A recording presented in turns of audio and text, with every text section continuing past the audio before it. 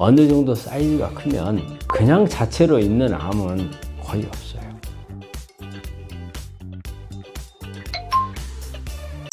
자기소개 부탁드립니다. 안녕하십니까. 나으람원 원장문 장씨입니다.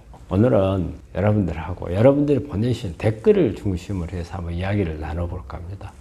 우리가 항상 우리가 정한 주제를 가지고 이렇게 알리는 것도 있겠지만 또 실제적으로 여러분들이 궁금한 거, 그거 아마 많은 분들이 공감을 하는 질문이 되리라고 생각을 하거든요. 그래서 오늘은 그런 방향에서 한번 강의를 시작해 보도록 하겠습니다. 구독자분께서 댓글로 남겨주신 질문입니다. 보내주신 첫 질문입니다. 유방암 연기암으로 조기 발견해서 수술하고 방사선 30일 했는데 연기암의 경우 재발 가능성이 대체로 얼마나 되는지요? 그리고 B형 간염이 있어서 소화가 느린 편이라 누룽지를 끓여 먹는데 시판되는 누룽지는 자주 먹어도 괜찮은가요? 연기암이라고 하신 것 같아요. 연기암은 유방암에서 연기암은 거의 99% 이상의 완치를 보인다고 되어 있거든요. 사실 우리 연기암이 종종 오시는데 이런 말을 해요. 이거 가지고 완치 못하면 뭔가 잘못된 거다 이런 말을 하거든요. 그렇지만 이게 연기암이든지 일기암이든지 암이라는 단어가 붙게 되면 내가 이 완치를 목표로 할 경우에 관리를 안 해도 그렇게 된다는 전제는 아니거든요. 그렇기 때문에 실제적으로 관리를 좀 하셔야 되는 겁니다. 그래서 관리를 하게 되면 정말 내가 걱정이 없이 거의 완치될 수 있는 가능성이 아주 높아요. 관리를 안 하면서 원래 일어나면 이 정도로 좋으니까 완치가 될 거야 이렇게 생각하시는 것은 조금은 우려스러운 부분이 생길 수 있어요. 이분 같은 경우는 완치가 목표가 돼야 되고 본인이 조금만 노력하면 완치가 될 수 있습니다. 그리고 지금 또 누룽지 말씀하셨는데 누룽지는 사실은 어쨌든 우리가 밥을 하고 나서 약간 눌러있는 부분, 약간 타있는 부분, 이런 부분이잖아요. 누룽지를 나쁘지는 않다고 봐요. 근데 누룽지가 우리가 일반 밥을 먹는 것보다 좋다고 이렇게 딱 단정 짓지는 못해요. 원래 칼로리가 오히려 더 많을 수도 있어요. 우리 옛날에 어때요? 솥에다가 밥을 하게 되면 위에 있는 밥은 어르신들이 드셨어요.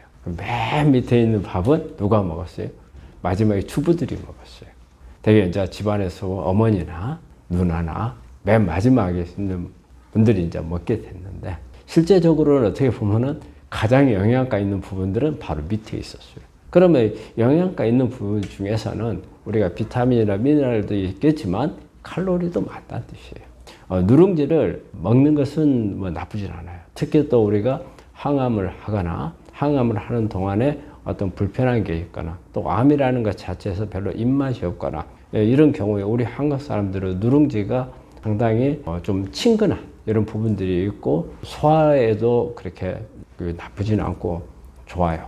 그런데 어쨌든 이거는 쌀을 가지고 한 거기 때문에 우리가 쌀밥에 대한 준하는 생각은 하지 않을 수는 없어요. 그래서 저는 누룽지를 가끔가다 현미 누룽지를 먹는 게 좋겠다는 것을 말씀을 많이 드려요. 그리고 이제 시판되는 것을 이제 말씀을 하셨는데 어쨌든 우리 쌀을 가지고 만드는 것에서 다른 특별하게 가공을 한 건 아니거든요. 밥을 지어서 한 거기 때문에 시판되는 거라 해서 나쁘다고는 생각은 하진 않아요. 근데 이것도 어쨌든 쌀밥에 준한다는 생각을 하시고 가능하다면 저는 현미나 약간의 뭐 흑미라든지 이런 걸 같이 넣어서 만든 누룽지가 더 좋지 않겠나 그렇게 생각을 합니다. 유방암 연기는 어떤 상태인가요? 우리가 이제 연기라고 하는 것은 제자리 암종을 말하죠. 그러니까 제가 지금 핸드폰을 들고 있잖아요. 그럼 이게 암세포로 하나의 세포라고 생각을 해요. 지금 이게 암세포예요. 그러면 여기에 가서 이렇게 암세포가 배열이 쫙쫙 돼 있어요. 요 밑에가 기저귀를 하는 거예요. 받침대가 있어요. 이 받침대를 안 넘어서고 이 세포 안에서 막 그냥 발랑 세포만 암으로 바뀌어 있는 거, 이거를 제자리 암종이라고 해요. 제자리에 있다. 세포 안에만 있다. 그 말이에요. 근데 기저부를 이제 뚫고 들어가면 우리가 일기 그렇거든요. 일기. 그래서 기저부를 뚫었어요. 그래가지고 뚫고 밑으로 내려가잖아요. 그래서 밑에가 림프절들이 쫙 있거든요. 여기까지 딱 가면은 이기가 돼요. 그리고 조금 저쪽이 떨어져 있는 림프절까지 가면 3기가 돼요. 그리고 이제 4기는 다른 조직이나 장기로 혈행이나 림프관을 타고 가서 우리가 보통 전이라 하죠. 이게 됐을 경우를 이제 4기라고 하는 겁니다. 그래서 연기는 요 세포 안에만 딱 국한되어 있는 경우를 연기라고 합니다. 여기에서 주변 조직으로 침투해 들어가는 것을 말해요. 인필트레이션이라고 하거든요. 그래서 우리가 암 덩어리가 이렇게 커져가요. 계속 덩어리가 커져가면서 그냥 덩어리만 커지는 게 아니고 그 다른 조직들 우리가 이제 커지다 보면 장애되는 여기도 당장에 뭐 기저부가 있잖아요. 이것도 뚫고 들어가야 돼. 이런 상황이 발생을 하거든요. 우리가 보통 양성 종양은 그냥 덩어리만 커져요. 커지다가 어느 정도 시간이 지나면 멈춰요. 그럼 이거는 이제 양성 종양이라고 하죠. 근데 암이 되면은 침투에 들어가는 힘이 생겨요. 그냥 다이렉트로 막 뻗어 나가는 거예요. 그래서 우리가 암 덩어리는 이렇게 외부에서 만지면은 덩어리가 뚜렷하게 뭔가가 덩어리는 있는 것 같은데 경계선이 분명치 않아요. 그 다음에 우리 스파이더맨이 뭐 거미줄을 내갖고 하듯이 쫙쫙 뻗어 나가는 그런 부분이 있다 보니까 우리 특히 유방암 같은 경우는 덩어리가 있고 유방암이 이렇게 있잖아요. 그거를 뻗어 나가는 것 때문에 이게 피부를 당겨요. 그래서 유방암은 발견할 때 유방 표면이 쏙 들어가 있는 경우가 있어요. 이건 바로 인필트레이션 때문에 그래요. 그래서 그런 인필트레이션이 있고 또 하나는 다른데 분갈을 하는 성질을 가지고 있는 게 암이에요. 분갈을 한다는 건 뭐예요? 우리가 림프절에 가까운데 분갈도 할 수가 있고 혈관을 타고 와서 멀리 장기에 분갈 이런 능력을 가지고 있는 게 암인 거죠. 근데 사실 암은 어느 정도 사이즈가 크면 그냥 자체로 있는 암은 거의 없어요. 그 자리만 있으려고 하는 성질이 아니고 항상 뻗어 나가려고 하는 힘을 가지고 있을 때 우리가 암이라 하는 거거든요. 그 다음에 떨어져 나가는 힘을. 그렇기 때문에 사이즈가 커져 있는데 그냥 있다. 기저부로 안 가더라. 불가능한 건 아니겠죠. 있을 수는 있겠지만 대부분의 경우에는 사이즈가 커지면 인필트레이션이 되죠. 그래서 대개 우리가 암은 사이즈가 커지면 일단은 조금 더 악성으로 간다고 이렇게 일반적으로 생각할 수 있는 부분이 그것 때문이죠.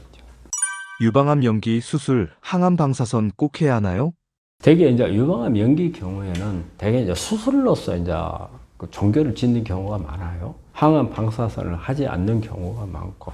근데 이제 뭐 특별한 경우에 연기지만 사이즈가 컸다든지 이제 이런 경우에 방사선을 할 수는 있는데 대개 항암은 이런 경우에는 거의 안 하죠. 되게 이제 방사선을 하느냐 안 하느냐인데 연기인 경우에는 거의 대부분 방사선도 잘 하질 않고 혹시 어떤 조직검사 소견상 우려스러운 부분이 있거나 아니면은 어떤 타입이 조금 안 좋았다든가 그래서 조금 예방 차원에서 이제 방사선을 하는 경우는 있을 수는 있는데 일반적인 사항은 아니에요. 어떤 요인인지는 모르겠지만 나중에 이분이 어떤 그 조직검사 결과지를 한번 저한테 보여주신다면 그 이유를 알 수가 있죠. 무조건 이 내용만 가지고 방사선이 한 게 일반적이다 아니다 단정을 지을 수는 없을 것 같아요.